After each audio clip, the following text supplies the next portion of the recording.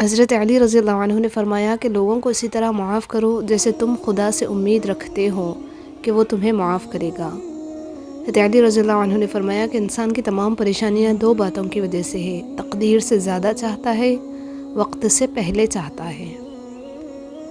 حضرت علی رضی اللہ عنہ نے فرمایا کہ ساری دنیا کے سارے لوگ تجھے اپنے فائدے کے لیے چاہتے ہیں، صرف تیرا رب ہی ہے جو تجھے تیرے فائدے کے لیے چاہتا ہے۔ اپنی اولاد کو تربیت دینے کے لیے آپ کے پاس وقت نہیں تو آپ کی اولاد کو بگاڑنے کے لیے معاشرے کے پاس بہت وقت ہے۔ مایوس ہونا چھوڑ دیں، کیونکہ جو دروازے زمین والوں کی سازشوں سے بند ہوتے ہیں ان سے بھی بڑے دروازے اللہ پاک کے فضل سے کھل جاتے ہیں۔ ہم کسی کے لیے آسانیاں پیدا کریں یا مشکل، وہ ایک نہ ایک دن ہمیں ضرور ملتی ہے۔ دوسروں کے لیے آسانیاں پیدا کریں، انشاءاللہ آپ کے لیے بھی آسانیاں ہوں گی۔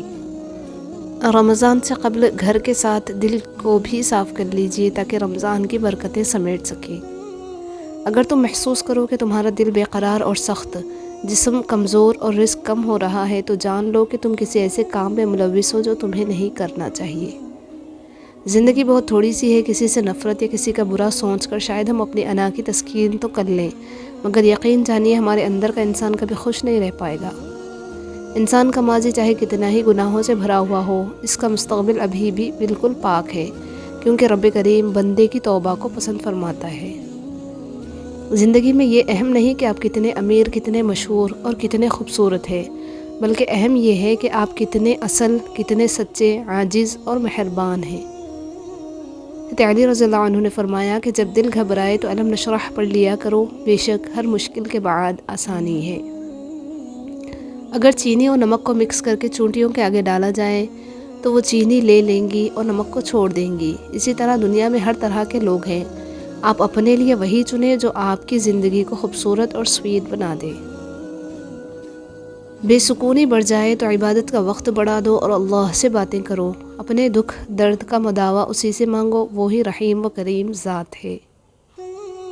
انسان کی زندگی میں صبر و شکر اور محبت کا بڑا درجہ ہے۔ صبر ہماری مصیبتوں کو ٹالتا ہے، شکر ہماری نعمتوں کو بڑھاتا ہے اور محبت ہمارے خوشیوں کا خزانہ ہے۔ عبادتیں صرف جائے نماز پر ہی نہیں ہوتی، بلکہ کچھ عبادتیں میٹھی زبان، دھیمے لہجے، ہمدردانہ اور عاجزانہ رویوں سے بھی ہوتی ہے۔ آپ کے ارد گرد کوئی مجبور، پریشان حال یا مصیبت زدہ ہے تو مت سمجھے کہ یہ اس کی آزمائش ہے، یہ آپ کی بھی آزمائش ہے۔ جب آپ کسی کے راستے میں روشنی کرتے ہو تو آپ کا اپنا بھی راستہ روشن ہو جاتا ہے۔ چہرے خوبصورت ہو یا نہ ہو، الفاظ ہمیشہ خوبصورت رکھو، کیونکہ لوگ چہرے بھول جاتے ہیں مگر الفاظ ہمیشہ یاد رکھتے ہیں۔ فرمان امام علی علیہ السلام، جب اللہ کسی سے خوش ہوتا ہے تو اس کے لیے نیکی کرنا آسان اور گناہ کرنا مشکل کر دیتا ہے۔ اللہ جس کو دے رہا ہے نہ تم سے چھین کے نہیں دے رہا، اپنے خزانوں سے دے رہا ہے۔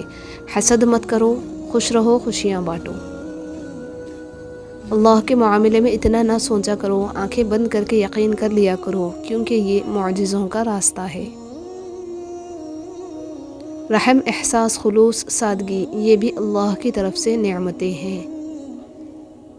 اللہ آنکھوں کی سطح گیلی نہیں رہنے دیتا، وہ جب ہنسانے پہ آتا ہے تو اسے ایسے ہنساتا ہے کہ اشک رشک میں پڑ جاتے ہیں۔ حضرت علی رضی اللہ عنہ نے فرمایا کہ بے شک مشکل کے ساتھ آسانی ہے، مشکل وقت پر صبر کرنا اور بہتر وقت پر شکر کرنا ہی مومن کی پہچان ہے۔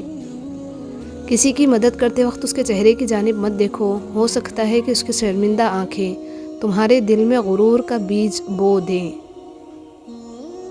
کبھی بھی کسی کو نیچی نظر سے مت دیکھو، کیونکہ تمہاری جو حیثیت ہے یہ تمہاری قابلیت نہیں بلکہ اللہ کا تم پہ کرم ہے۔ حضرت علی رضی اللہ عنہ نے فرمایا کہ بہترین لوگ بہترین نیت رکھتے ہیں، جس کی وجہ سے رب ان کے تمام کام سنوار دیتا ہے، اور جس کا کام رب سنوار دے اسے کوئی نہیں بگاڑ سکتا۔ جس کی طلب ہو اسے بانٹنے لگ جاؤ، پھر چاہے وہ رزق ہو، سکون ہو، عزت ہو، محبت ہو یا پھر آسانیاں ہوں، وہ واپس پلٹ کر آپ کے پاس ضرور آئیں گی۔ اللہ تعالیٰ پر توکل اور یقین سے ہر ناممکن بھی ممکن ہو جاتا ہے۔ آپ صبر کی انتہا کر دیں، اللہ تعالیٰ آپ کو وہ چیز معجزے کے طور پر عطا کر دیں گے۔ مولا علی علیہ السلام فرماتے ہیں کہ صاف رہنا مومن کی طبیعت اور غصے کو پی جانا اس کی عادت ہے۔ حضرت ابو عبیدہ بن جراح رضی اللہ عنہ فرماتے ہیں کہ پرانے گناہوں کو نئی نیکیوں کے ذریعے سے ختم کرو۔ شیخ سعدی نے فرمایا کہ روئے زمین پر اکثریت میں ایسے لوگ ہیں جو دکھ، تکلیف، اذیت، فریب، دھوکہ تو انسانوں کو دیتے ہیں اور معافی اللہ سے مانگتے ہیں۔ حضرت فاطمہ الزہرا نے فرمایا کہ تم میں سب بہترین مرد وہ ہے جس کا اخلاق بہتر ہو اور وہ اپنی بیوی کے ساتھ مہربانی اور شفقت سے پیش آئے۔ رسول اللہ صلی اللہ علیہ وسلم نے فرمایا کہ صدقے سے علاج کرو، صدقے سے اپنے مریضوں کا علاج کیا کرو، کیونکہ صدقہ بیماریاں اور پیش آنے والی مصیبتوں کو دور کرتا ہے۔ فرمان مصطفیٰ صلی اللہ علیہ وسلم، بے شک کسی کا صدقہ اس کی قبر سے گرمی کو دور کر دیتا ہے۔ صدقے سے عمر میں اضافہ۔ رسول اللہ صلی اللہ علیہ وسلم نے ارشاد فرمایا کہ مسلمان کا صدقہ اس کی عمر میں اضافہ کرتا ہے اور بری موت سے بچاتا ہے، اور اللہ تعالیٰ اس کے ذریعے تکبر اور فخر کی بیماریوں کو زائل کرتا ہے۔ رسول اللہ صلی اللہ علیہ وسلم سے کسی نے پوچھا کہ اہل جنت کی کیا علامت ہے؟ آپ صلی اللہ علیہ وسلم نے فرمایا کہ سچ بولنا۔ سونے کی چڑیا۔ امام غزالی رحمۃ اللہ علیہ فرماتے ہیں کہ اگر تمہیں ایسا دوست مل جائے کہ جس کی صورت و سیرت تمہیں اللہ کی یاد دلائے تو اس کی صحبت کو نعمت سمجھو۔ عقل مند کے لیے ایسی صحبت سونے کی چڑیا کی مانند ہے۔ فرمان حضور صلی اللہ علیہ وسلم، سب سے بہترین صدقہ یہ ہے کہ مسلمان علم کی بات سیکھ کر اپنے مسلمان بھائی کو سکھا دے۔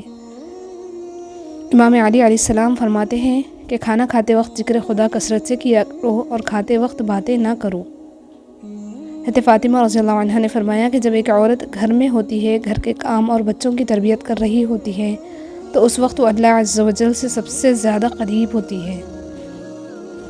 رسول اللہ صلی اللہ علیہ وسلم نے ارشاد فرمایا کہ لا حول ولا قوت الا باللہ کثرت سے پڑھا کرو، کیونکہ وہ عرش کے خزانوں میں سے ایک خزانہ ہے۔ نماز ادا نہ کرنے والا جنت کی ہر نعمت سے محروم رہتا ہے، کیونکہ نماز تو جنت میں داخلے کا پہلا قدم ہے۔ یاد رکھیے کہ فرائض کے چھوڑنے سے جو عذاب آتے ہیں وہ وظائف کے پڑھنے سے ختم نہیں ہوتے۔ رابعہ بصری سے کسی نے پوچھا کہ کیا گنہگار کی توبہ قبول ہوتی ہے؟ فرمایا کہ انسان اس وقت تک توبہ کر ہی نہیں سکتا جب تک اللہ توفیق نہ دے، اور جب توفیق مل جائے تو پھر قبولیت میں کوئی شک نہیں رہتا۔ رسول اللہ صلی اللہ علیہ وسلم نے فرمایا کہ ایک شخص کہیں جا رہا تھا، راستے میں اس نے کانٹوں کی بھری ہوئی ایک ٹہنی دیکھی، بس اسے راستے سے دور کر دیا۔ اللہ تعالیٰ صرف اسی بات پر اس سے راضی ہو گیا اور اس کی بخشش فرما دی۔ دنیا میں جو کاشت کرو گے آخرت میں وہی کاٹو گے۔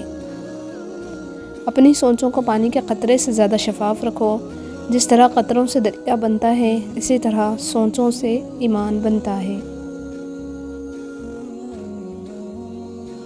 اگر اللہ آپ کی دعا نہیں سن رہا تو خوش قسمت ہے آپ، کیونکہ وہ آپ کو سننا چاہتا ہے۔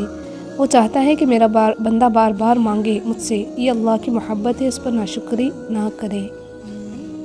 توبہ کے لیے کانوں کو ہاتھ لگانا ضروری نہیں، بلکہ گناہوں کو ہاتھ نہ لگانا ضروری ہے۔ کسی کی دعاؤں میں رہنا بھی ایک بہت بڑا رزق ہے کہ دعاؤں میں اگر آپ کا نام لیا جائے، آپ کی غیر موجودگی میں لیا جائے، جبکہ آپ نے نہ ان سے درخواست کی ہو اور نہ ہی آپ کو اس بات کا علم ہو۔ انتقام میں اتنی قوت نہیں ہے جتنی قوت صبر میں ہے۔ لوگ انتقام لے کر صبر کی قوت کو ختم کر دیتے ہیں۔ حضرت علی رضی اللہ عنہ نے فرمایا کہ ماں باپ کی خدمت کرو، تمہاری اولاد تمہاری خدمت کرے گی۔ دعا دینا سیکھیں، آگے بڑھ کر سہارا دینا سیکھیں، دوسروں کے غم کو محسوس کرنا سیکھیں۔ زندگی چند لمحوں کا کھیل ہے، اس میں مسکرانا اور دوسروں کے چہرے پر مسکراہٹ لانا سیکھیں۔ دوسروں کے ساتھ شفقت کرنا سیکھیں، فقط اللہ کی رضا کے لیے۔ بچوں کی اصلاح کے لیے ضروری ہے کہ انہیں جسمانی سزا نہ دیں، بلکہ آج کے دور کی ڈیجیٹل سزا دیں۔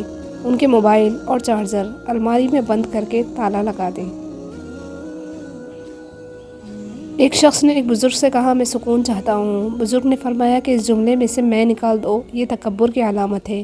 چاہتا ہوں نکال دو، یہ خواہش نفس کی علامت ہے۔ آپ کے پاس صرف سکون ہی رہ جائے گا۔ اللہ تعالیٰ جب دینے پر آتا ہے تو قابلیت نہیں دیکھتا، بس نواز دیتا ہے۔ اللہ پاک سب کی مشکلیں آسان فرمائے، آمین ثم